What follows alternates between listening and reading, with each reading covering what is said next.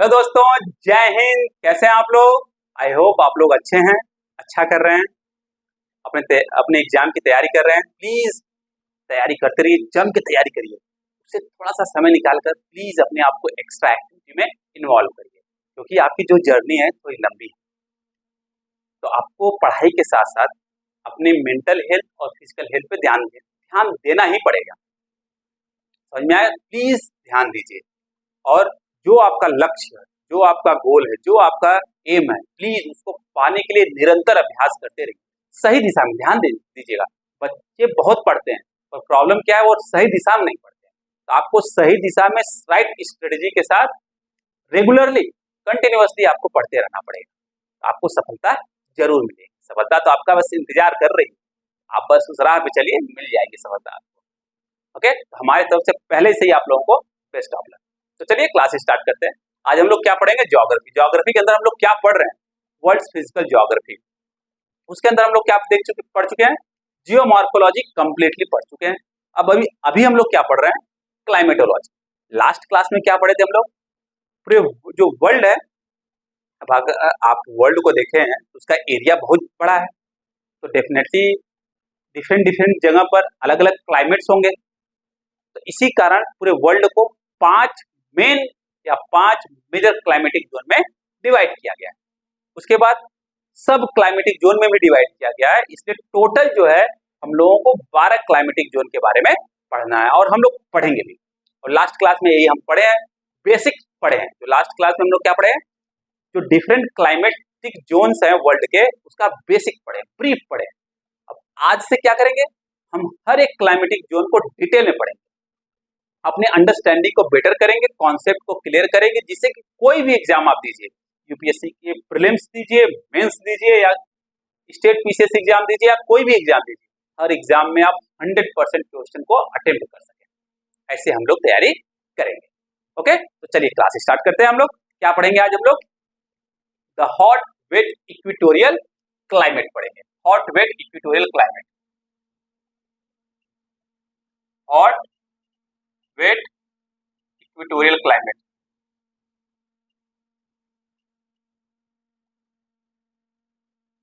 ये पढ़ेंगे। अभी बहुत बड़ा नाम हो गया, एक तो क्लाइमेट हो गया, एक इक्वेटोरियल हो गया, एक वेट हो गया, एक हॉट हो गया। हमको समझ में नहीं आया, हमने क्या किया, इसको ब्रेक करके एक एक को समझते हैं, फिर उसके बाद सबको कंबाइन करके एक साथ समझ लेंगे अच्छे से, आराम से। क्यों? ओके। अब क्लाइमेट ऑलरेडी हम लोग समझ चुके हैं। क्या? मान लीजिए कोई एरिया है, उस एरिया में वेदर जानते हैं आप लोग। ओके, ठीक उसी तरीके से मान लीजिए कोई एरिया है, उस एरिया में अगर हम 30 से 35 साल का जो एवरेज वेदर निकालते हैं, उस जो निकल के हमको बाहर सामने मिलता है, वही उस रीजन का क्या हो जाता है? क्लाइमेट हो जाता है। समझ में आ गया पक्का? तो क्लाइमेट ऐसा नहीं होता कि मॉर्निंग में क्लाइमेट दूसरा था, आफ्टरनून में दूसरा है, और इवनिंग में तीसरा होगा, या तो कल दूसरा था, आज दूसरा है। क्लाइमेट ऐसा नहीं होता। उसको on an average 30 to 35 years का जो एवरेज वेदर होता है, वह उस रीजन का क्लाइमेट होता है। पक्का समझ में आ गया क्लाइमेट? अब इक्वेटोरियल क्या होता है? इक्वेटोरियल समझने से पहले इक्वेटर समझ लेते हैं। ऑलरेडी हमने समझ चुके हैं, परंतु फिर समझ लेते हैं। ओके, मान लीजिए हमारा अर्थ है, हमने एक इमेजिनरी लाइन ड्रॉ किया अर्थ पर, जो कि अर्थ को 2 पार्ट में डिवाइड कर रहा है। ओके, उस इमेजिनरी लाइन को हम लोग क्या बोलते हैं? इक्वेटर। क्या बोलते हैं? इक्वेटर। इक्वेटर बोल देते हैं, या 0 डिग्री लाइन बोलते हैं, या 0 डिग्री लैटिट्यूड बोल देते हैं। समझ में आ गया?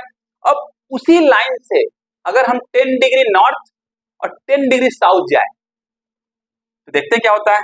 10 डिग्री नॉर्थ गए और 10 डिग्री साउथ आए। ये क्या है? 0 डिग्री। ये क्या है? 10 डिग्री नॉर्थ, और ये 10 डिग्री साउथ। क्योंकि नॉर्थ में जा रहे हैं इसलिए नॉर्थ ले लिया, साउथ में जा रहे हैं साउथ ले लिया। इसको बोलते हैं नॉर्दर्न हेमिस्फीयर, इसको बोलते हैं साउदर्न हेमिस्फीयर। ध्यान दीजिएगा। अब आप देखिए ये टोटल ये क्या बन जा रहा है? एक रीजन बन रहा है कि नहीं बन रहा है, जो कि इक्वेटर के आसपास है। इसलिए उस रीजन को क्या नाम दे देते हैं? Equatorial region. और उसमें जो क्लाइमेट होता है उस रीजन के अंदर, उसको क्या नाम देते हैं? Equatorial climate. पक्का समझ में आ गया? अब यह ध्यान दीजिएगा, अब यह अर्थ के बीच में है ये रीजन। सन कहां होगा? यहाँ उसके जस्ट ऊपर। सन कहाँ होगा? यहाँ उसके जस्ट ऊपर। तो सनलाइट सबसे ज्यादा कहाँ फॉल होगी? सबसे ज्यादा कहाँ गिरेगी सनलाइट? इसी रीजन में गिरेगी। अगर मान लिए सनलाइट सबसे ज्यादा यही इसी रीजन में गिर रही है, ये रीजन क्या होगा? सबसे ज्यादा गिर रही है और सबसे जो लाइट जो रेज है वो सबसे कम डिस्टेंस भी तय कर रही है। समझा क्या? सबसे कम डिस्टेंस तय कर रही है। जो लाइट होगा उसमें हीट की कैपेसिटी ज्यादा होगी, तो इसलिए इस रीजन में अधिक से अधिक लाइट फॉल हो रहा है और हीट की कैपेसिटी ज्यादा है, इसलिए ये जो रीजन है वो हॉट है, गर्म है। समझा क्या? गर्म है, पूरा पक्का गर्म है। चलिए हॉट समझ में आ गया। अब वेट क्या है? अगर आप इक्वेटर लाइन देखेंगे, इक्वेटर लाइन, इक्वेटर से 10 डिग्री नॉर्थ जाइए या 10 डिग्री साउथ जाइए, तो वो जो पूरा रीजन है मैक्सिमम जो है ओशन के अंदर आता है। मैक्सिमम पैसिफिक ओशन हो, इंडियन ओशन हो, अटलांटिक ओशन जो भी है उसमें आता है। अगर उस रीजन में सनलाइट ज्यादा पड़ रहा है तो क्या होगा? वाटर बॉडी ज्यादा है, वाटर अमाउंट ज्यादा है, तो क्या होगा? इवापोरेशन ज्यादा होगा, मतलब पानी से भाप बन के ऊपर आएगा। गर्मी ज्यादा है तो क्या होगा? वो एक्सपैंड होगा, एक्सपैंड होगा तो क्या होगा? लाइट होगा, लाइट होगा तो क्या होगा? ऊपर जाएगा, ऊपर जाएगा तो क्या होगा? नॉर्मल लैप्स रेट के कारण क्या हो रहा है? ठंडा हो रहा है। ठंडा होने के बाद क्या होगा? कंडेंसेशन होगा। कंडेंसेशन होने के बाद क्या होगा? क्लाउड होगा, क्लाउड फॉर्म होगा। क्लाउड फॉर्म होने के बाद क्या होगा? झमाझम बारिश होगी, झमाझम बारिश होगी। अब झमाझम बारिश होगी तो क्या होगा? सिंपल सी बात है, ये रीजन क्या होगा? वेट होगा कि नहीं होगा? मतलब एटमॉस्फेयर में अधिक से अधिक मॉइस्चर भी, इसलिए रीजन क्या है? वेट है। इसलिए पूरा का पूरा हम मिला क्या बोल देते हैं? Hot wet equatorial climate. समझ में आ गया? यह समझ में आ गया आपको? एक क्वेश्चन आ सकता है एग्जाम में कि जो इक्वेटोरियल क्लाइमेट है क्या 10 डिग्री नॉर्थ और 10 डिग्री नॉर्थ और 10 डिग्री साउथ के बीच में ही पाया जाता है या उसके बाहर ही पाया जाता है? देखते हैं, समझते हैं अच्छे से। मान लीजिए हमने चलो हम क्या करते हैं, अफ्रीकन कॉन्टिनेंट को ड्रॉ करते हैं, मैप, उसके मैप को ड्रॉ करते हैं। अफ्रीकन कॉन्टिनेंट के मैप को ड्रॉ करते हैं। ये वैसा है, पूरा नीचे से जाएगा। समझ में आया? अब ये ध्यान दीजिएगा, यह इक्वेटर मान लीजिए यहां से पास हो रहा है, यह 0 डिग्री हमारी इक्वेटर है।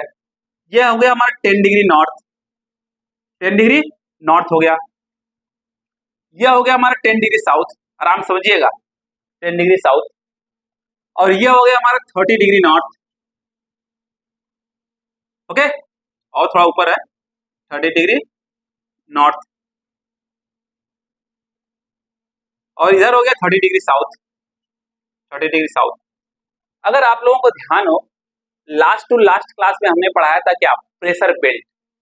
प्रेशर बेल्ट में हमने क्या पढ़ाया था? Trade winds, north east trade winds and south east trade winds. इसका मतलब क्या होता है? वो ट्रेड जो विंड्स हैं इस तरीके से बहते हैं, इस तरीके से ब्लो होते हैं ट्रेड विंड्स। समझ में आ गया? अब आपको पता है अफ्रीकन कॉन्टिनेंट के ईस्ट पार्ट में हम क्या है? इंडियन ओशन है। क्या है? इंडियन ओशन है। और वेस्ट में क्या है? Atlantic ocean. अब जो ये विंड है अगर जब ब्लो करेंगे इंडियन ओशन के ऊपर से तो क्या करेंगे? मॉइस्चर कैरी करेंगे कि नहीं करेंगे? जब मॉइस्चर कैरी करेंगे उसके बाद यहाँ पे टेम्परेचर ज्यादा है तो वही मॉइस्चर क्या होंगे? गर्म होंगे, एक्सपेंड होंगे, हल्के होंगे, ऊपर जाएंगे, ठंडा होगा, कंडेंसेशन होगा, क्लाउड फॉर्म होगा, रेनफॉल होगा। और अधिक से अधिक रेनफॉल कहाँ होगा? ये विंड जो है मॉइस्चर को लेके आएंगे, जो ईस्टर्न कोस्ट है, ईस्टर्न कोस्ट है अफ्रीका का, वो वहीं पर ज्यादा से ज्यादा बारिश हो जाएगी, अधिक से अधिक बारिश होगी। तो इसीलिए इस रीजन में क्या बोलते हैं? 10 डिग्री से ऊपर, 30 डिग्री से नीचे, नॉर्थ और साउथ दोनों में। इस रीजन में जो कोस्टल रीजन होता है, eastern coast of the continents, किसी भी कॉन्टिनेंट्स का जो ईस्टर्न कोस्ट है वहां पे अधिक से अधिक बारिश होगी। इसीलिए उस रीजन में जो क्लाइमेट बनता है क्या बनता है? Modified equatorial climate with monsoonal influence, मतलब मानसून का इन्फ्लुएंस रहता है। पक्का समझ में आ गया बात अच्छे से? कोई दिक्कत नहीं ना? 100%। ओके, यह होता है। ये तो हमने आपको बता दिया अफ्रीकन कॉन्टिनेंट का। सेम तरीके से हो जाता है साउथ अमेरिकन कॉन्टिनेंट में सेम तरीके से हो जाता है नॉर्थ अमेरिकन कॉन्टिनेंट में। समझ में आ गया पक्का। तो इक्वेटोरियल जो क्लाइमेट्स होता है केवल इसी इक्वेटोरियल रीजन में नहीं पाया जाता, इक्वेटोरियल रीजन से बियॉन्ड जो ट्रॉपिकल रीजन है उसमें भी वो भी कॉन्टिनेंट के ईस्टर्न कोस्ट पे पाया जाता है। पक्का समझ में आ गया बात, नो प्रॉब्लम। अब दूसरा क्वेश्चन आता है, क्या इस रीजन में हर जगह हर प्लेस पर गर्मी ज्यादा होती है? तो उत्तर है उसका आंसर है नहीं, ऐसा नहीं। क्यों? कुछ जगह पे टेम्परेचर कम भी होता है। अब आप कहोगे सर ऐसे क्यों, कैसे हो सकता है, सनलाइट भमाभम यहीं पे गिर रहा है, गर्मी ज्यादा पड़नी चाहिए, कुछ जगह टेम्परेचर कम क्यों है? तो देखिए ध्यान दीजिए, हमने आपको एक कॉन्सेप्ट बताया है, जैसे जैसे हम सी लेवल से ऊपर चढ़ते चले जाते हैं तो क्या होता है, टेम्परेचर कम होना शुरू हो जाता है। उसी प्रोसेस को क्या बोलते हैं, normal lapse rate.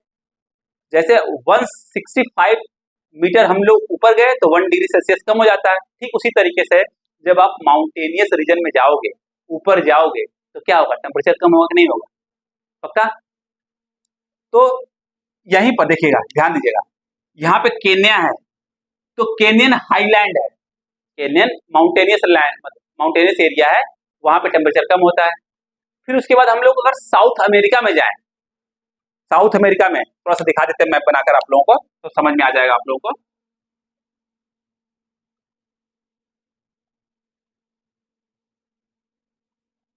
Okay, south America में जाएं,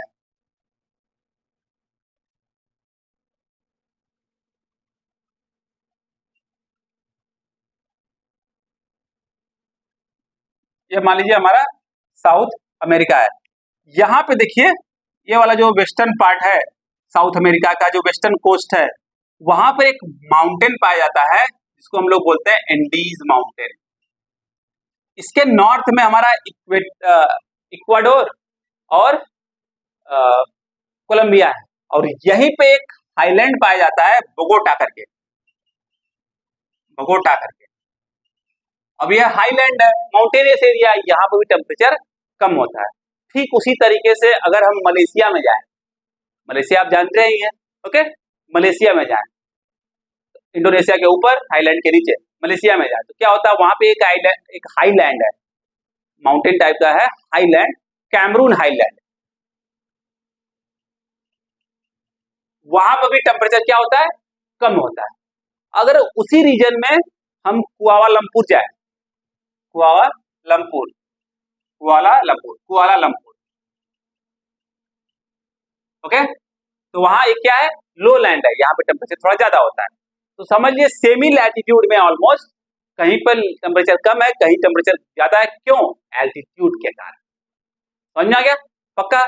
तो चलिए अब इस रीजन का हम लोग क्लाइमेट समझते हैं, क्लाइमेट क्या क्या होता है, टेम्परेचर क्या होता है यहाँ पर, यहाँ का प्रेसिपिटेशन कैसा होता है, मतलब रेनफॉल कैसा होता है, वेजिटेशन कैसा होता है, यहाँ के जो इकोनॉमिक एक्टिविटी है वो कैसा होता है, यहाँ पे प्रॉब्लम्स क्या है उसको समझते हैं, सबको एक एक करके समझते हैं डिटेल में।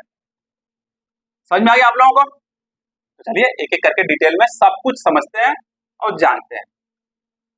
सबसे पहले इस रीजन का क्लाइमेट पढ़ते हैं हम लोग।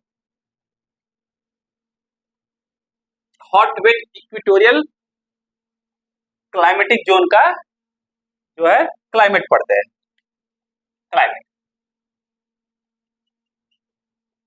क्लाइमेट में सबसे पहले पढ़ेंगे टेम्परेचर, जो कि बहुत इंपॉर्टेंट है, जानते हैं हम लोग। टेम्परेचर हमने ऑलरेडी आपको बता दिया है कि सनलाइट इक्वेटोरियल रीजन के जस्ट ऊपर होता है, ओवरहेड होता है। तो सनलाइट अधिक जो सन होता है इक्वेटोरियल रीजन के ऊपर होता है, इसलिए सनलाइट अधिक से अधिक फॉल होता है, तो टेम्परेचर ज्यादा होता है। एक कॉन्सेप्ट आप लोग समझ गए। दूसरा कॉन्सेप्ट यह है कि यहाँ पे जो टेम्परेचर होता है वो यूनिफॉर्म होता है। हमारे जैसे नॉर्थ इंडिया में क्या होता है, नॉर्थ इंडिया में क्या होता है, गर्मी में टेम्परेचर क्या होता है, लगभग लगभग आप समझ सकते हो 48-49 होता है, आजकल तो 52 भी पहुंच जा रहा है, अभी न्यूज में था कुछ समय पहले। और सर्दी में क्या होता है, 1 डिग्री हो जाता है, 0 डिग्री भी कहीं कहीं कहीं हो जाता है, 1 डिग्री 2 डिग्री ऐसा हो जाता है। तो देखिए गर्मी में कितना हो जा रहा है, ऑन एन एवरेज मान लीजिए 46 और 47 या 48 मान लीजिए, ऑन एन एवरेज मान लीजिए 46 है, ओके। और सर्दी में कितना हो जाता है, मिनिमम 2 डिग्री। तो रेंज कितना हो गया, रेंज मतलब जो डिफरेंस हो गया मैक्सिमम टेम्परेचर और मिनिमम टेम्परेचर में जो डिफरेंस है वो कितना हो गया, लगभग लगभग आप कह सकते हो 44 डिग्री सेल्सियस हो गया। ओके, इसका मतलब हम कह सकते हैं कि जो टेम्परेचर है इंडिया में वो यूनिफॉर्म नहीं है, मतलब नॉर्दर्न इंडिया में वो यूनिफॉर्म नहीं है। तो ठीक उसी तरीके से वहां का समझते हैं। यहाँ पे क्या टेम्परेचर होता है, वो यूनिफॉर्म टेम्परेचर होता है through out the year. Uniform temperature होता है थ्रू आउट द ईयर। समझ में आया? एवरेज टेम्परेचर कितना होता है यहाँ का, इस रीजन का, आप कह सकते हो 80 डिग्री फॉरेनहाइट होता है, मतलब 27 डिग्री 26 टू 27 डिग्री सेल्सियस, इतना एवरेज टेम्परेचर होगा। ओके, तो आप कहोगे सर 27 डिग्री एवरेज टेम्परेचर मतलब पूरा एवरेज टेम्परेचर है, इसका मतलब टेम्परेचर तो हाई हुआ ही नहीं, कुछ नहीं। हमारे यहाँ तो 48 पहुंच जाता है, 46 पहुंच जाता है, 45 पहुंच जाता है, समझते हैं। और मिनिमम टेम्परेचर इस रीजन का कितना होता है, मिनिमम टेम्परेचर 78 डिग्री फॉरेनहाइट। अब बताइए रेंज कितना हो गया दोनों का, 2 डिग्री फॉरेनहाइट, मतलब बहुत कम डिफरेंस है टेम्परेचर रेंज, जो टेम्परेचर रेंज कर रहा है वेरी कर रहा है। ओके, बहुत कम, देखिए 2 डिग्री फॉरेनहाइट, यहाँ पर सेल्सियस में है। ओके, 46 44 डिग्री सेल्सियस में, यहाँ तो फॉरेनहाइट में है, बहुत कम। पक्का समझ में आ गया? तो आप कह सकते हो कि यहाँ पे जो टेम्परेचर होता है वो यूनिफॉर्म होता है, थ्रू आउट द यूनिफॉर्म होता है। ओके, नेक्स्ट, यहाँ पे क्लाउडीनेस होता है, क्लाउडीनेस एंड प्रेसिपिटेशन। क्लाउडीनेस और प्रेसिपिटेशन के कारण क्या होता है, टेम्परेचर बहुत ज्यादा नहीं हो पाता है। क्यों नहीं हो पाता है? मान लीजिए अब सनलाइट पड़ा, मॉर्निंग में क्या होता है, सनलाइट बहुत ब्राइट होता है। ओके, आफ्टरनून आते आते क्या होता है, बहुत खतरनाक तरीके से क्लाउड बन जाता है और शाम होते होते बारिश हो ही जाती है। तो क्लाउड बन गया, तो क्लाउड करेगा क्या, मैक्सिमम लाइट को जो सनलाइट पड़ रहे हैं उसको रिफ्लेक्ट कर देगा, चला जाएगा, और रेनफॉल हो जाता है। इसी कारण जो टेम्परेचर रहता है वो लगभग मेंटेन रहता है। ऐसा नहीं होता है कि टेम्परेचर हम सह नहीं पाएंगे, टेम्परेचर सह सकते हैं। और इसके साथ साथ एक और होता है लैंड ब्रिज और सी ब्रिज, ये भी कमाल करता है। सी ब्रिज तो बहुत ज्यादा कमाल करता है।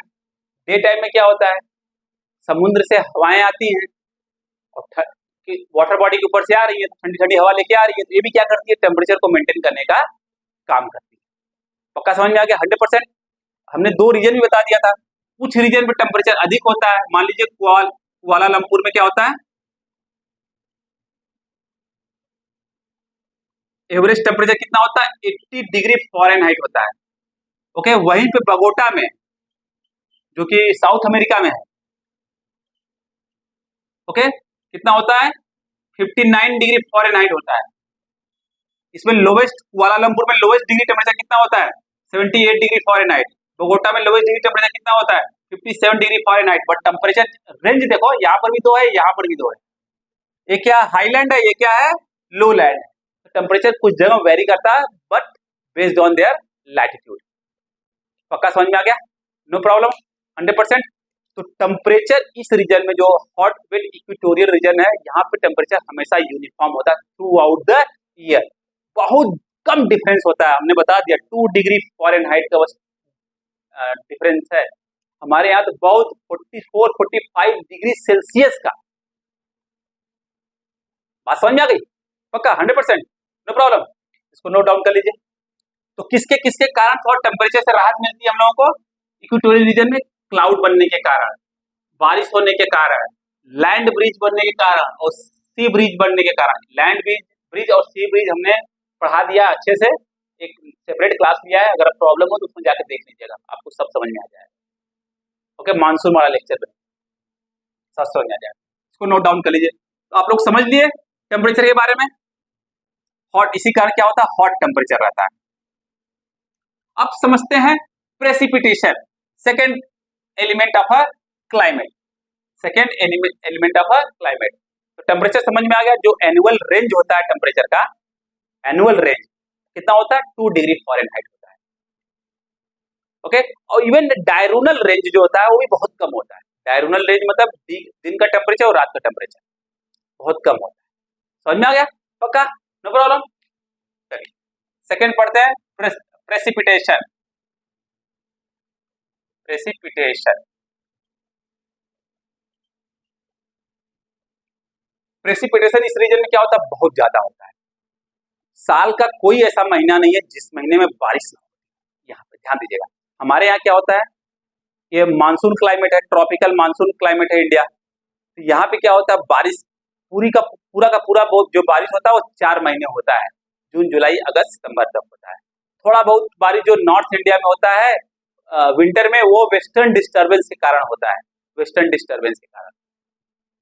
ओके, और हल्का फुल्का बारिश जो हो जाता है वो जब रिट्रीटिंग मानसून होता है वो तमिलनाडु में हो जाता है, नॉर्थ ईस्ट मानसून के कारण। इसको ध्यान दीजिएगा, वो भी विंटर में होता है।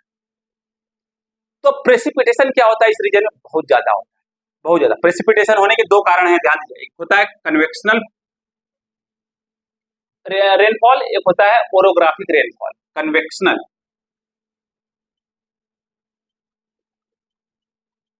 कन्वेक्शनल रेनफॉल होता है, एक होता है ओरोग्राफिक रेनफॉल। ओरोग्राफिक को हम लोग रिलीफ भी बोलते हैं, रिलीफ रेनफॉल। इन 2 कारणों से रेनफॉल होता है, और बहुत लिटिल इम्पैक्ट पड़ता है जो साइक्लोन आता है ना उसका, उसके कारण बारिश होती है इक्वेटोरियल रीजन में, परंतु बहुत कम होता है। अधिक अधिक अधिक से अधिक जो होता है वो कन्वेक्शनल होता है, फिर उसके बाद ओरोग्राफिक रेनफॉल होता है। अब इस रीजन में जो इक्वेटोरियल रीजन है उसमें जो रेनफॉल होता है वो लगभग 150 सेंटीमीटर से लेकर 250 सेंटीमीटर तक होता है। आप समझ सकते हो कितना रेनफॉल होता है, 150 सेंटीमीटर से लेकर 250 सेंटीमीटर तक रेनफॉल होता है। पक्का समझ में आ गया? 100%, नो प्रॉब्लम। और जो अधिकतर रेनफॉल होता है वो कब होता है, अप्रैल महीने में और अक्टूबर मंथ में। मैक्सिमम रेनफॉल, जो मैक्सिमम रेनफॉल होता है वो कब होता है, अप्रैल महीने में, अप्रैल एंड अक्टूबर में। अब क्वेश्चन आ सकता है आप लोगों की तरफ से, सर ऐसा क्यों होता है कि अप्रैल और अक्टूबर में होता है? ध्यान दीजिए, एक इक्विनॉक्स होता है, जब डे और नाइट बराबर होते हैं उसको इक्विनॉक्स बोलते हैं। ये क्या होता है, ये हमारा अर्थ है या इक्वेटर है। इस समय मार्च महीने में और सितंबर मंथ में, ओके, लास्ट वीक या third last week of March और third last week of September month में क्या होता है, सन जो होता है इक्वेटर के एग्जैक्टली ऊपर होता है। 21 मार्च और 23 सितंबर को उस समय सन जो होता है इक्वेटर के एकदम ऊपर होता है, एकदम एग्जैक्टली ऊपर होता है। उस समय क्या होता है, बहुत ज्यादा सनलाइट इक्वेटर में फॉल होता है। बहुत ज्यादा सनलाइट तो कहाँ फॉल होता है, इक्वेटर में फॉल होता है। अब उसके कारण क्या होता है, इक्वेटर बहुत ज्यादा गर्म हो जाता है। अब जब गर्म हो जाता है तो अप्रैल आते आते क्या होता है, गर्म हो जाता है, इसका मतलब क्या हो रहा है, बहुत ज्यादा मॉइस्चर लेके ऊपर चलता चला जाता है, क्लाउड फॉर्म होता चला जाता है। तो इसलिए अधिक से अधिक बारिश कब हो जाती है, मार्च के बाद क्या आता है, अप्रैल, इसलिए अप्रैल में हो जाती है। ठीक उसी तरीके से सितंबर मंथ में, लास्ट वीक या सेकंड लास्ट वीक ऑफ सितंबर में सूर्य जो होता है वह इक्वेटर के एग्जैक्टली ऊपर होता है, इसलिए सनलाइट जो होता है अधिक से अधिक सनलाइट इक्वेटर में फॉल होता है। फिर वाटर बॉडी गर्म हो गई, मॉइस्चर बना, ऊपर गया, क्लाउड बना, तो सितंबर के बाद क्या आता है, अक्टूबर। तो इसी कारण अप्रैल और अक्टूबर में मैक्सिमम बारिश हो जाती है। पक्का समझ में आ गया? अब पूछा जा सकता है कि मिनिमम रेनफॉल कब होता है। मिनिमम रेनफॉल होता है जून और दिसंबर में। मिनिमम रेनफॉल जून और दिसंबर के महीने में। अब क्वेश्चन आएगा ऐसा क्यों, ध्यान दीजिएगा, मार्च और सितंबर में कहां आया सन, इक्वेटर के ऊपर।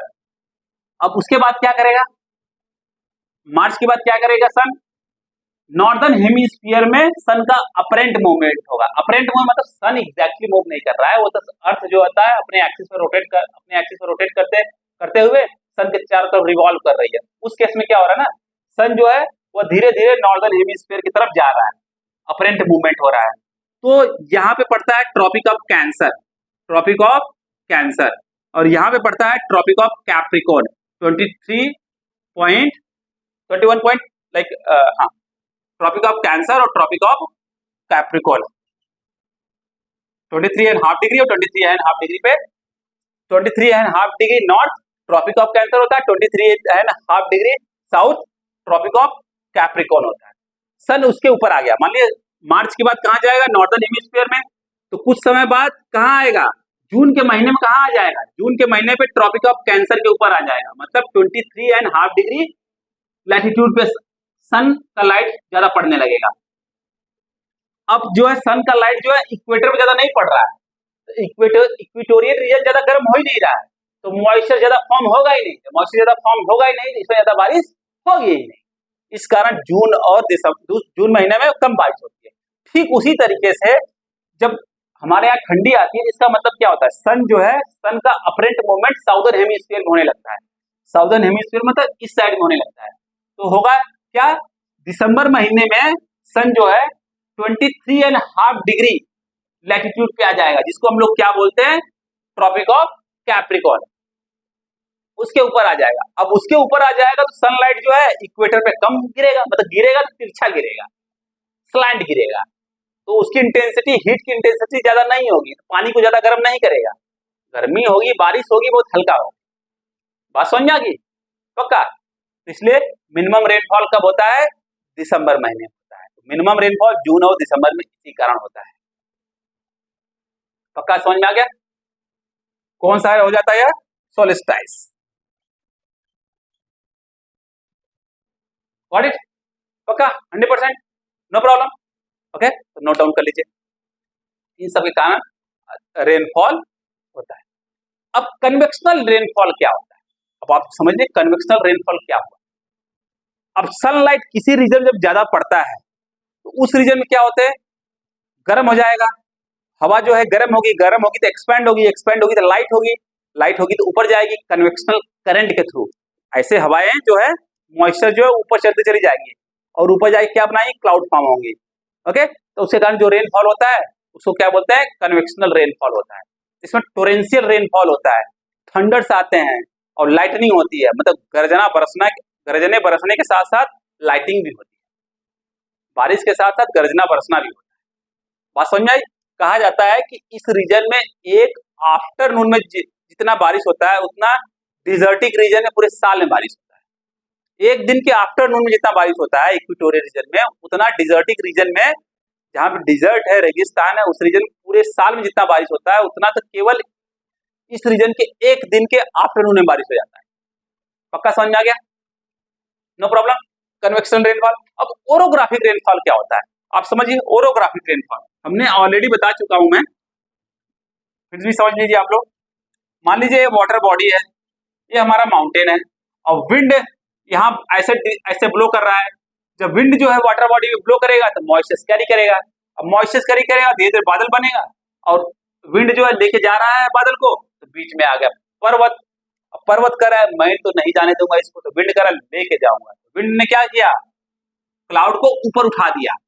जैसे क्लाउड ऊपर उठा तो क्या हुआ, ठंडा हो गया, उसका जो वाटर होल्डिंग कैपेसिटी है कम हो गई, तो बारिश अधिक से अधिक कहाँ हो गया, जिधर विंड ब्लो कर रहा है उसी दिशा में बारिश ज्यादा हो गई। ऐसी बारिश को क्या बोलते हैं, ओरोग्राफिक रेनफॉल बोलते हैं। ये कहाँ होता है, हाई माउंटेनियस रीजन में होता है। तो कन्वेक्शनल रेनफॉल, ओरोग्राफिक रेनफॉल के कारण बारिश होती है इक्वेटोरियल रीजन में। मैक्सिमम जो होती है वो कन्वेक्शनल रेनफॉल के कारण होती है। बात समझ में आ गई पक्का? 100%, नो प्रॉब्लम। ये है प्रेसिपिटेशन। प्रेसिपिटेशन आप लोगों को समझ में आ गया। अब हम लोग समझते हैं वेजिटेशन, कैसे पेड़ पौधे पाए जाते हैं। ओके, पेड़ पौधे इस रीजन में कैसे पाए जाते हैं सबको देखते हैं और समझते हैं। Vegetation, equatorial vegetation. Equatorial vegetation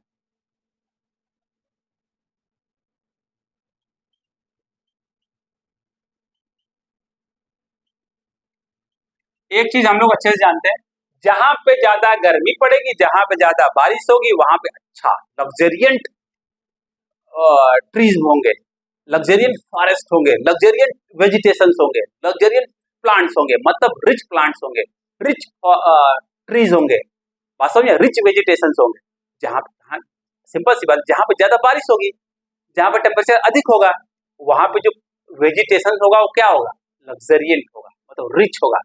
okay, तो यहाँ पे क्या हो रहा है, हाई टेम्परेचर, हाई टेम्परेचर के कारण और हाई प्रेसिपिटेशन के कारण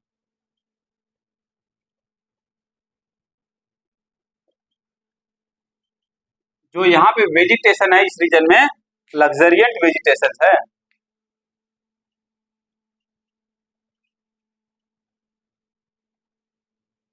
लग्जरियंट टाइप ऑफ वेजिटेशन, पेड़ पौधे जो यहाँ पे हैं लग्जरियंट पेड़ पौधे हैं। ओके, अब रेनफॉल अधिक होता है, इसीलिए इसको क्या बोलते हैं, यहाँ पे जो फॉरेस्ट बनता है उसको क्या बोलते हैं, tropical rain forest, tropical rain forest, क्योंकि बारिश ज्यादा होती है। अब इसी रीजन में आपको पता है कौन पड़ता है, अमेजोन, अमेजोन के जंगल के बारे में बोला जाता है, it's a lungs of a this planet, इस प्लैनेट का वो लंग्स है। ओके, फेफड़ा है एक तरीके से, पक्का समझ में आ गया। ओके, अमेजोन लो लैंड। अब इसी रीजन में जो इक्वेटोरियल रीजन में, यहाँ पे इक्वेटोरियल ग्रासलैंड पाया जाता है, और जो ग्रासलैंड होता है उसका नाम है, हम लोग कहते हैं सेल्वास। तो पूछा जा सकता है एग्जाम में, सेल्वास किससे रिलेटेड है, तो यह इक्वेटोरियल ग्रासलैंड होता है, इक्वेटोरियल ग्रासलैंड होता है, इक्वेटोरियल ग्रासलैंड होता है, सो क्या बोलते हैं, सेल्वास, सेल्वास।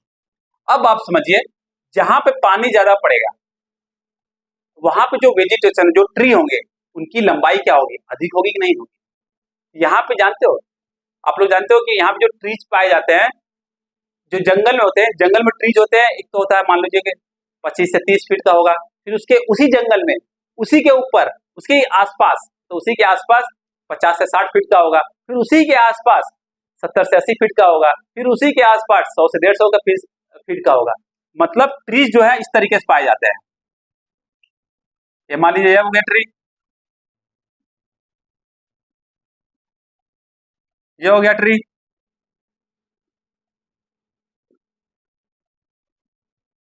ये हो गया पूरा ट्री एक तरीके से मान लीजिए। ओके, तो क्या है, मतलब आप समझ सकते हो, स्ट्रैटिफिकेशन ऑफ प्लांट्स होते हैं, स्ट्रैटिफिकेशन ऑफ ट्रीज होते हैं, एक लेयर बन जाता है, इस लेयर का ट्री होगा, फिर वहीं पे आपको थोड़ा सा और ऊंचा लेयर का ट्री मिलेगा, फिर और ऊंचा लेयर का ट्री मिलेगा। मतलब जो ट्री की हाइट होगी वो आप कह सकते हो कि 30 फीट से लेके 150 फीट तक, 160 फीट तक हाइट होती है, 150 फीट तक आप समझ सकते हो हाइट होती है। क्यों, क्योंकि यह रीजन गर्म है और यहाँ पे बारिश ज्यादा होती है, और न्यूट्रिएंट्स है यहाँ पर अच्छे खासे, जो कि इन ट्रीज को हेल्प करते हैं ग्रो करने में। अब ट्री इतने घने होते हैं, इतने डेंस होते हैं कि सनलाइट नीचे तक पड़ ही नहीं पाता है, सनलाइट नीचे तक पड़ ही नहीं पाता है। समझ में आ गया। अगर हम लोग चलते हैं टेम्परेट रीजन में, मान लीजिए इंग्लैंड में गए, तो इंग्लैंड में क्या होता है, आप देखते हो कि प्रॉपर सीजन डिवाइडेड है, कि इस सीजन में क्या होगा, सीडिंग होगी, और उसके बाद क्या होगा, फ्लावरिंग फ्लावरिंग होगी, फिर उसके बाद क्या होगा, फ्रूटिंग होगी, फिर उसके बाद क्या होगा, डिकेइंग होगी। मतलब सीजन डिवाइडेड है, कभी बीज बोना हो गया, फ्लावर आना, फूल आना हो गया, फिर उसके बाद उसमें फल लगने लगे, फिर उसके बाद वो खत्म होना शुरू हो गया। पूरा तरीके से डिवाइडेड है टेम्परेट रीजन में, परंतु यहाँ पे ऐसा नहीं है। यहाँ पे देखोगे आप, तो यहाँ पे क्या हो रहा है, सीडिंग हो रही है, थोड़े ही दूर पे लगेगा कि वहां पे फ्लावरिंग आ रही है, पेड़ के अंदर फ्लावर्स आ रहे हैं, और कुछ ही दूर पे आपको लगेगा कि पेड़ के अंदर क्या आ रहा है, फल फल लग रहा है, और कुछ ही दूर पे लगेगा कि कुछ पेड़ जो है नष्ट हो रहे हैं। मतलब इसमें कोई सीजन डिवाइडेड नहीं है, सब एक साथ चल रहा है, इतना ज्यादा घना है, सब कुछ है इतना ज्यादा यहाँ पर कि सब कुछ एक साथ चल रहा है, कोई सीजन डिवाइडेड नहीं है कि इस सीजन में ये होगा, इस सीजन में ये होगा, इस सीजन में वह होगा। यहाँ पे विंटर नहीं पड़ता, इसको ध्यान दीजिएगा, यहाँ पे विंटर नहीं पड़ता। क्यों नहीं पड़ता है, क्योंकि सनलाइट तो ओवरहेड ही होता है, अधिक से अधिक सनलाइट कहाँ जा सकता है, मतलब सन जो होता है वह कहाँ जाता है, tropic of Cancer 23.5 degree north में, 23.5 डिग्री साउथ में चला जाता है, और उसी के बीच में घूमता रहता है। समझ में आ गया, तो मतलब सनलाइट अधिक फॉल होता है, इसलिए विंटर इस रीजन में नहीं होता है। और इस रीजन में कोई ऐसा महीना नहीं होता जिसमें इन्हें बारिश नहीं होती है। इस रीजन में जो प्लांट्स होते हैं बहुत रिच प्लांट्स होते हैं। ओके, पक्का समझ में आ गया। और रेन फॉरेस्ट होता है, इसको क्या बोलते हैं, ट्रॉपिकल रेन फॉरेस्ट। चलिए और देख लेते हैं कुछ। ग्रेट वेराइटी ऑफ वेजिटेशन पाया जाता है इसमें, ग्रेट वेराइटी ऑफ वेजिटेशन, इसको ध्यान दीजिएगा। फीचर्स क्या क्या है इसके, फीचर्स फीचर्स समझ लेते हैं। Features of equatorial vegetation, great variety of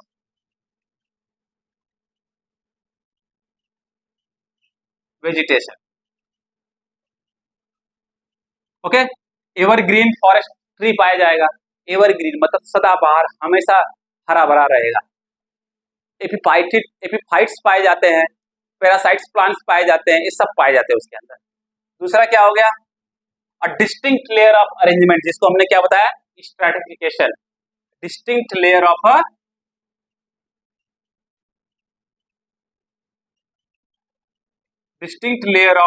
arrangement of trees. सबसे बड़े ट्री क्या हो, सबसे ऊपर जाएंगे, फिर उससे नीचे ट्री होगा, फिर उससे नीचे ट्री होगा, फिर उससे नीचे ट्री होगा, फिर घास भी होंगे नीचे।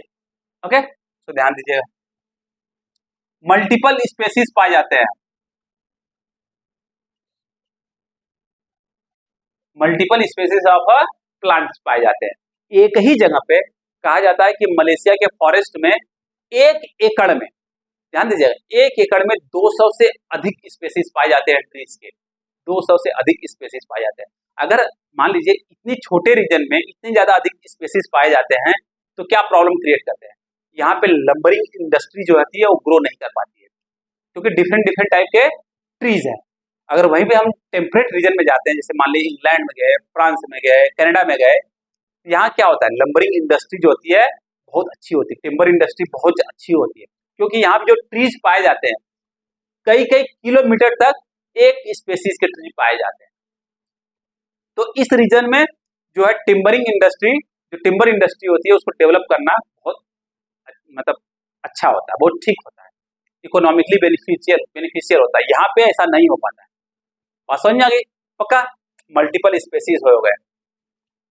और इसमें एक प्रॉब्लम भी चल रही है, फॉरेस्ट को क्लियर किया जा रहा है, फॉरेस्ट को काटा जा रहा है। क्यों काटा जा रहा है, शिफ्टिंग कल्टीवेशन के कारण।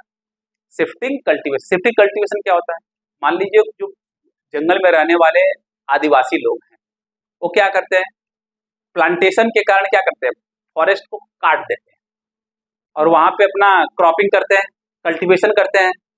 और कब तक करते हैं, जब तक उस सॉइल के अंदर फर्टिलिटी रहती है। अब जैसे सॉइल के अंदर फर्टिलिटी कम खत्म हो जाती है तो क्या करते हैं, अपना ठिकाना लेकर दूसरे जगह चले जाते हैं, दूसरे जगह जंगल काटते हैं, वहां पे करते हैं। तो इस प्रोसेस को क्या बोलते हैं, शिफ्टिंग कल्टीवेशन, अपने कल्टीवेशन को शिफ्ट कर रहा है। इसके कारण क्या कर रहे हैं, वो ट्री को काटे जा रहे हैं। समझ में आए।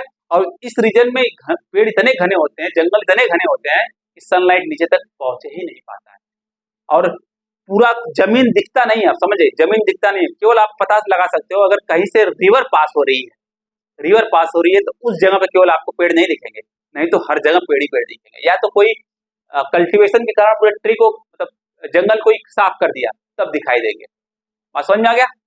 तो क्या है, यहाँ पे रिच वेजिटेशन पाए जाते हैं, ग्रेट वेराइटी ऑफ वेजिटेशन होते हैं, डिस्टिंक्ट लेयर ऑफ अरेंजमेंट्स होता है, मल्टीपल स्पेसीज होते हैं, और फॉरेस्ट को क्लियर करने का भी प्रॉब्लम हो रहा है, मतलब फॉरेस्ट कटिंग हो रहा है, clearing. Okay, because of shifting cultivation. Okay, shifting cultivation के कारण क्लियर किया जा रहा है। समझ में आ गया। इक्वेटोरियल वेजिटेशन, और इसमें जो ट्रीज होते हैं ना बहुत हार्ड होते हैं, बहुत ज्यादा हार्ड होते हैं ट्रीज। इसी कारण जो टिम्बर इंडस्ट्री में इसका उपयोग ज्यादा नहीं कर पाते हैं। अब किसी मशीन से काटने के पता चला मशीन ही टूट गया, इसलिए ज्यादा यूज नहीं होता है। पक्का समझ में आ गया। हार्ड वुड होते हैं यहाँ के ट्री। ओके, नो प्रॉब्लम, पक्का। Life and development in the equatorial reason, life and development in the equatorial reason, कैसा लाइफ है लोगों का। ओके, लाइफ एंड डेवलपमेंट देखते हैं। Life and development in the equatorial region.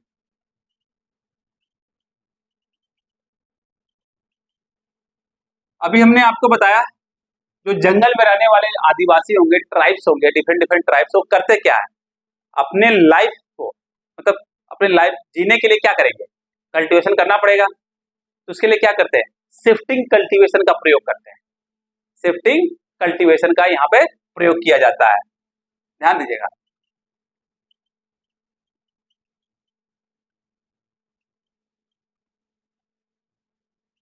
और यहाँ पे जो रीजन है वो स्पार्सली पॉपुलेटेड है, मतलब कहीं लगेगा कि यहाँ पे पॉपुलेशन है, फिर कुछ समय बाद आपको दिखेगा, ओके, कुछ दूरी पर दिखेगा स्पार्सली पॉपुलेटेड रीजन है, ओके। और यहाँ पे हंटिंग करते हैं लोग, ओके, जानवरों को मारते हैं फिर अपने खाने में प्रयोग करते हैं। और अब इस रीजन में बारिश ज्यादा होती है, नदियां बहुत हैं, अमेजोन रिवर देख लीजिए, बहुत सारी नदियां हैं, यहाँ पे continuous through out the year जो मछली की सप्लाई होती है वो कम नहीं होती है, सप्लाई ऑफ फिश कंटिन्यूअस रहता है, fish is huge, okay. Next, plantation of rubber and cocoa, जो चॉकलेट जिससे बनता है ना कोकोआ, ओके, उसका प्लांटेशन इस रीजन में बहुत ज्यादा होता है, plantation of rubber and cocoa, rubber and cocoa, समझ में आ गया। तो यह है लोगों की लाइफ और डेवलपमेंट उस रीजन में, क्या बोलते हैं, इक्वेटोरियल रीजन में। क्या करेंगे वो लोग, शिफ्टिंग कल्टीवेशन का प्रयोग करते हैं, स्पार्सली पॉपुलेटेड है, हंटिंग पे डिपेंडेंट करते हैं, और सप्लाई ऑफ फिश बहुत अधिक मात्रा में है, इवन फूड सप्लाई बहुत ज्यादा होती है। वहाँ के जो लोग होते हैं वो नेक्स्ट डे के बारे में, फूड के बारे में नहीं सोचते हैं, बहुत कम लोग सोचते हैं, they think very little about the next day food, they worry very little about the next day food, क्योंकि फूड की अवेलेबिलिटी वहाँ पे बहुत ज्यादा है, जंगल ज्यादा है, तो फल जो है, फ्रूट्स है, बहुत ज्यादा मात्रा में मिल जाते हैं वहाँ पर, इसलिए लोग मस्त आराम से एक दिन का सोचते हैं, अगले दिन का देखा जाएगा, समझना है पक्का। तो उनकी जो लाइफ है इस तरीके है, और हीट ज्यादा है, गर्मी ज्यादा है, वहाँ पे मॉइस्चर ज्यादा होते हैं। अब आप समझिए, टेम्परेचर ज्यादा है, मॉइस्चर ज्यादा है, इसके कारण क्या होता है, वो लोग फील करते हैं, स्टिकी फील करते हैं, चिपचिपा फील करते हैं। अब जब चिपचिपा टाइप का फील करते हैं और गर्मी ज्यादा होती है, तो जो मेंटल अलर्टनेस होता है, मेंटल प्रॉब्लम हो जाती है वहाँ के लोगों की, उनकी जो फिजिकल कैपेसिटी होती है काम करने की उतनी ज्यादा नहीं होती, उनकी जो लाइफ होती है वो बहुत कम होती है। बात समझ में आ गई, लाइफ जो होती है वहां पे उनकी कम होती है, पक्का समझ में आ गया। हम लोग समझ लिए क्या, life and development of of the in the equatorial region और of the equatorial region. Note down कर लीजिएगा वीडियो को पॉज करके प्लीज, आप लोग प्लीज नोट डाउन कर लीजिएगा वीडियो को पॉज करके, ओके। नेक्स्ट क्या है, बहुत इंपॉर्टेंट है, factor affecting to the development of a equatorial region, factors affecting to the development of the equatorial reason.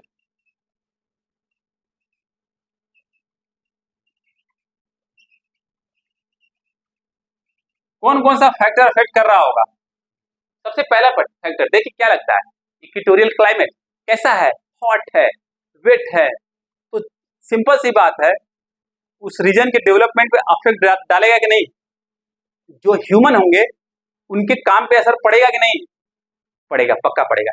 हम लोग कहते हैं कि जो यूरोपियन है बहुत मेहनती हैं, और जो इस रीजन में इक्वेटोरियल रीजन में रहने वाले या ट्रॉपिकल रीजन में रहने वाले हैं वो ज्यादा मेहनती नहीं, ऐसा बिल्कुल नहीं। जो यूरोपियन रीजन में रहने वाले लोग हैं वहाँ का जो आप वेदर देखोगे, क्लाइमेट देखोगे, बहुत अच्छा होता है, काम करने में कोई प्रॉब्लम नहीं होती है, मेंटल अलर्टनेस का मतलब मेंटल प्रॉब्लम ही नहीं रहती है, और फिजिकल हेल्थ से रिलेटेड ज्यादा प्रॉब्लम नहीं होती। यहाँ पे देखिए ह्यूमिडिटी बहुत ज्यादा होती है, टेम्परेचर ज्यादा होता है, इस कारण लोग परेशान रहते हैं, ओके, दिमाग उनका उतना ज्यादा तेज काम नहीं करता है, बात समझ में आ रही है, ये सब रीजन है, ओके। देखते हैं इक्वेटोरियल क्लाइमेट, पहला क्या है, इक्वेटोरियल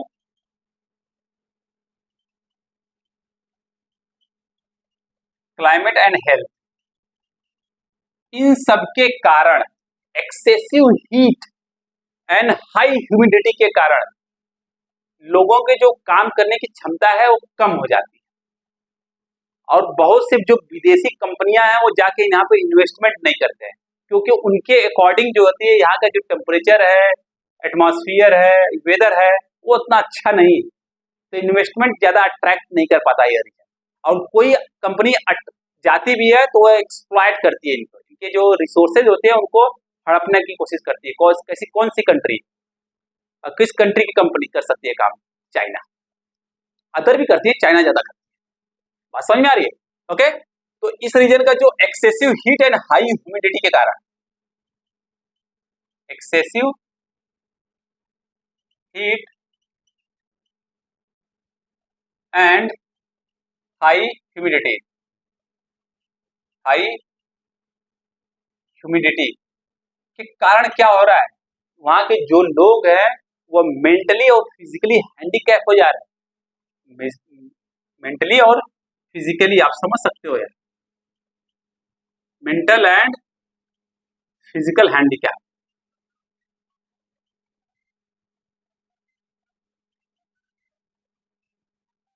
समझ में आ रहा है? जो उनकी कैपेसिटी होती है काम करने की वो कम हो जाती है, तो डेफिनेटली वो क्या करेंगे, जो डेवलपमेंट होगा उस रीजन का उसको अफेक्ट करेंगे। ओके, समझ में आ गया? अलग अलग प्रकार के सन स्ट्रोक्स आते हैं, गर्मी ज्यादा पड़ रही है, सनलाइट ज्यादा पड़ रहे हैं, सन स्ट्रोक्स आते हैं, मलेरिया होता है, येलो फीवर्स होते हैं। आप देखते होंगे बहुत सारे रीजन में क्या होता है, इसी रीजन में इबोला करके इबोला वायरस आता है। ओके, येलो फीवर्स होते हैं, मलेरिया ज्यादा करके फैलता है, सन स्ट्रोक्स ज्यादा होते हैं, पक्का समझ में आ गया? बैक्टीरिया ज्यादा होते हैं, ये सब प्रॉब्लम बहुत ज्यादा है इस रीजन में। इस कारण जो ये सब प्रॉब्लम्स है वह इस रीजन के डेवलपमेंट को क्या कर रही है, नुकसान पहुंचा रही है। समझ में आ गया? पक्का? नेक्स्ट है, बहुत इंपॉर्टेंट है, prevalence of bacterias, prevalence of bacteria and insects pest. Prevalence, अब देखिए यहाँ रीजन में क्या होता है, गर्मी ज्यादा पड़ती है, बारिश ज्यादा होती है। अब आप देखते होंगे जब यहाँ पे नॉर्थ इंडिया में या कहीं पर इंडिया में अगर बारिश होती है तो बारिश के दौरान क्या होता है, ज्यादा कीड़े मकोड़े निकलते हैं, ज्यादा गंदगी होती है, ज्यादा बीमारियां होती हैं। ठीक उसी, अब यहाँ पे केवल 4 महीने होते हैं, 3 से 4 महीने होते हैं, वहां पे आप इमेजिन करके देखिए, वहां पे पूरे पूरे के पूरे साल होते हैं, तो बैक्टीरिया ज्यादा होते हैं। कहीं पर जहाँ पे ज्यादा गर्मी पड़ेगी और ज्यादा बारिश होगा, ओके, ज्यादा वेट रीजन होगा, तो वहां पे बैक्टीरिया इंसेक्ट्स ज्यादा होंगे जो कि बीमारी के कारण होते हैं। ये भी जो है क्या होता है, इस रीजन के डेवलपमेंट को अफेक्ट करते हैं बैडली। पक्का समझ में आ गया? ओके, इसको नोट डाउन कर लीजिए आप लोग, equatorial climate and health and prevalence of bacteria and insects pest. Next क्या है, नेक्स्ट कौन सा फैक्टर है वो देख लेते हैं। जंगल, बहुत सारे जंगल है यहाँ पे, तो जंगल भी क्या करते हैं, डेवलपमेंट डेवलपमेंट में क्या कर रहे हैं, प्रॉब्लम क्रिएट कर रहे हैं जंगल।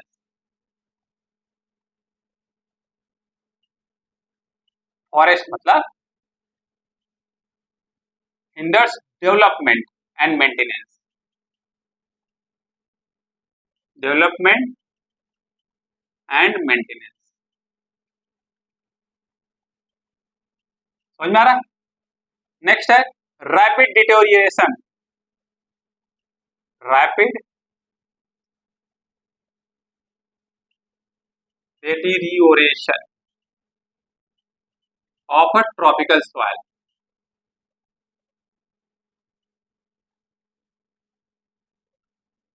देखिए, अब हमने आपको बताया, अब अमेजोन का देखिए, अमेजोन का फॉरेस्ट देखिए, बहुत ज्यादा एरिया में अमेजोन का फॉरेस्ट फैला हुआ है। अब प्रॉब्लम क्या होती है, जो लकड़ी होती है वो हार्ड लकड़ी होती है, और कम जगह पे बहुत प्रकार के स्पीसीज पाए जाते हैं, और ये सब जंगल जो होते हैं ना, इसी कारण क्या होता है, यहाँ पे डेवलपमेंट अफेक्ट होता है, बैडली अफेक्ट होता है डेवलपमेंट।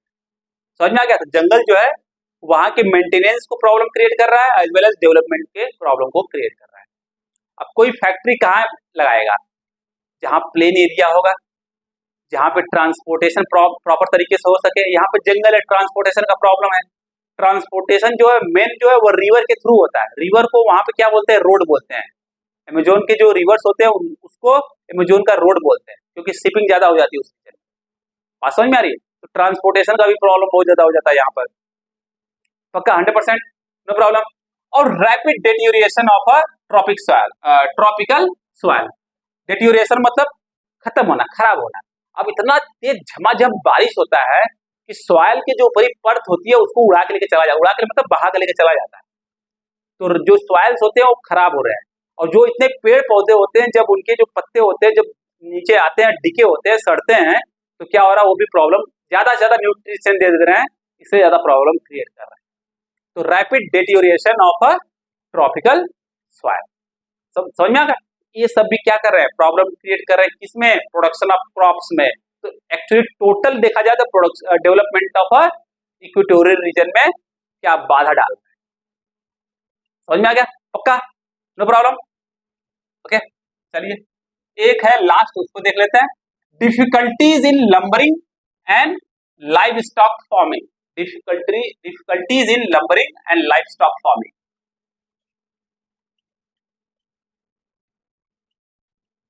Difficulties in lumbering